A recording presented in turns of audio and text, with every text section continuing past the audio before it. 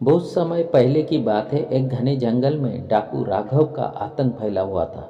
वह अपने साथियों के साथ जंगल से गुजरने वाले यात्रियों को लूटता और उनके साथ क्रूरता से पेश आता। उसकी तलवार की धार से बच पाना नामुमकिन था। राघव का मानना था कि उसकी जिंदगी का यही मकसद है। उसका परिवार भी इस बात से अनजान था कि वह इस तरह के पापपूर्ण कामों से उनका पालन पोषण कर रहा है। एक दिन उसी जंगल से एक संत गुजर रहे थे। संत का नाम महात्मा दयानंद था, जो अपनी शांति और ज्ञान के लिए प्रसिद्ध थे। राघव और उसके साथी संत को देखकर हंसे। राघव ने संत को रोका और गरजते हुए कहा, संत, जो भी तुम्हारे पास है चुपचाप दे दो, वरना मैं तुम्हारी जान ले लूँगा। संत ने मुस्कुराते हुए कहा, तुम मेरी जान ले सकते हो, परंतु तुम्हें इससे क्या मिलेगा? और जो तुमने अब तक किया है उसका क्या परिणाम होगा, ये कभी सोचा है? राघव ठाका लगाकर बोला, परिणाम से मुझे क्या फर्क पड़ता है? मैं अपने परिवार के लिए ये सब करता हूँ। संत ने गंभीरता से पूछा, क्या तुम्हारा परिवार तुम्हारे पापों में तुम्हारे साथ है? क्या उन्होंने तुमसे कहा कि उनकी खुशियों के लिए तुम दूसरों की जिंदगी बर्बाद करो? ये सुनकर राघव ठिठक गया। ये सवाल कभी उसके मन में आया ही नहीं था। संत ने आगे कहा, चलो इस बात का उत्तर तुम्हारे परिवार से ही पूछ लेते हैं।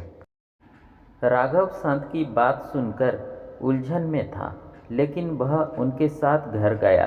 संत ने राघव की पत्नी और बच्चों से पूछा, क्या तुम जानते हो कि राघव ये सब क्यों करता है? राघव की पत्नी ने जवाब दिया, वह हमें खुश रखने के लिए करता है, लेकिन अगर वह पाप किए बिना भी हमें पाल सकता है तो हम और भी खुश होंगे। बच्चे भी बोले, हम चाहते हैं कि पिताजी सम्मानजनक जीवन जिए। हमें उनका प्यार चाहिए, ना कि किसी की बद्दुआ। राघव ये सुनकर स्तब्ध रह गया। उसकी आंखों में आंसू आ गए। उसने संत से पूछा, क्या मेरे पास अपनी गलतियों को सुधारने का कोई रास्ता है?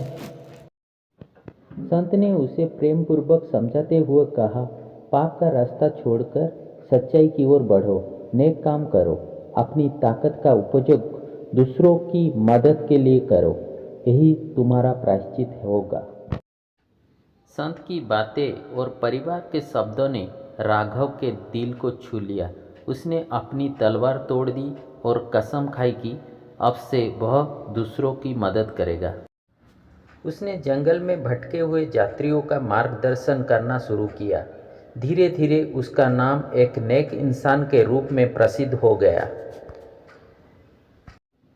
कहते हैं कि राघव ने संत से प्रेरित होकर अपने जीवन को ऐसे बदल दिया कि वह बाद में गांव का सरपंच बना और कई अनाथों की मदद की। उसकी कहानी ये सिखाती है कि जब सही प्रेरणा और मार्गदर्शन मिले तो सबसे भटका हुआ इंसान भी सही राह पकड़ सकता है। ये कहानी हमें ये सीख देती है कि सच्चे हृदय से सुधारने की चाह रखने वाले को भगवान भी सहारा देते हैं।